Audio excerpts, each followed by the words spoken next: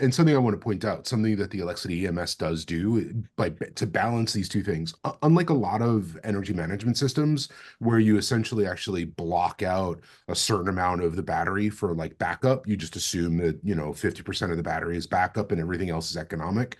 We actually take both grid signals and weather service signals, and we're actually able to dynamically reallocate the amount of energy sort of associated with backup power, so that we can essentially put more energy towards economic use cases. This is a common modeling. This is a common thing that we have right now with our microgrids. In this case, this is microgrids in off-grid mode. So the solar and the battery are 100% of what the source is. And we're just going to let let those loads run rampant all day long, and they're just going to consume what they want to consume. And so what Stu is talking about here is, well, we know that we have an outage, it's going on, and you can put kind of time blocks around it. After a 1 hour outage, I'm going to start cutting off different loads. I'm not going to let those loads turn on because I'm afraid the outage is going to go longer and longer. And you can kind of set these thresholds. So, in a lot of ways, this is what we're trying to move away from. It's a classic microgrid, right? There you go. The goal is for the pink line to actually start at 100 because it's a high risk day. You know that it's a blizzard is coming, or that it's fire season.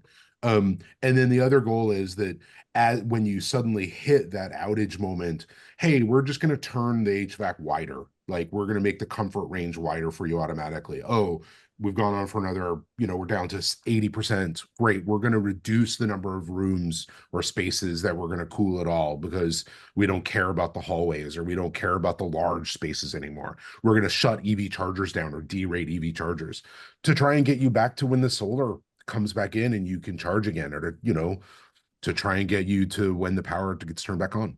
This is a property in Mass, and you can see the three different buildings, not the parking garage. The three different buildings are the buildings that we are looking at in terms of optimizing our energy usage and improving the overall economic dispatch so that we can get maximize the maximum benefit from the revenue programs or utility demand response programs. So the Department of Energy has termed this as grid interactive efficient buildings. So what that means is like we are directly responding to grid signals based on the demand response events. So maybe we'll have a curtailment service provider or the utility themselves telling us in advance that we'll have a peak tomorrow from 4 to 8, and that is a signal that goes into Stu's system, and Stu will kind of determine what is the optimal dispatch or optimal energy usage strategy. So do we have a very hot day tomorrow? So he will start pre-cooling, as we mentioned, in one of the buildings or all three of the buildings, and kind of optimize that. And on top of it, we'll have the BAS. So Stu will be using the BAS, and we have certain signals that we are sending to the BAS.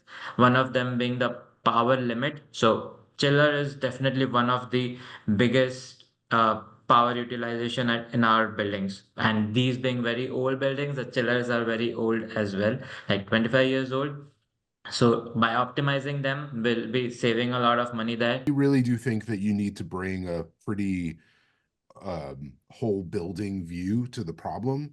And part of it is on the positive side of it. There are a lot of opportunities for saving money. There's a lot of opportunities um, for like creating a load curve that is the optimal load curve, but some of it's on the negative side as well. Every one of these systems can fail in terms of managing cost in different ways. Your battery can run out of power earlier than you think, or your solar isn't producing as much as you wanted, or turns out it was a way hotter day, or somebody spilled something and so they opened a bunch of windows, right? And all of a sudden your thermal management is completely out of whack.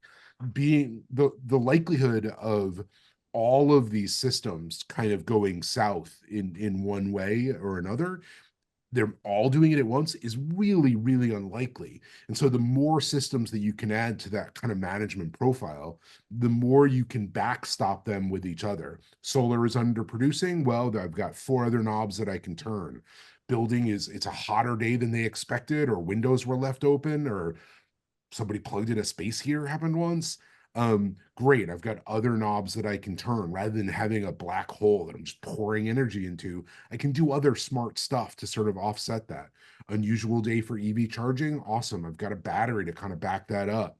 And so it's there you need both for both the positive case of, oh, so many opportunities, and the negative case of, oh, gigantic demand spike that is either going to affect me economically or it's going to drain my battery because I'm off grid.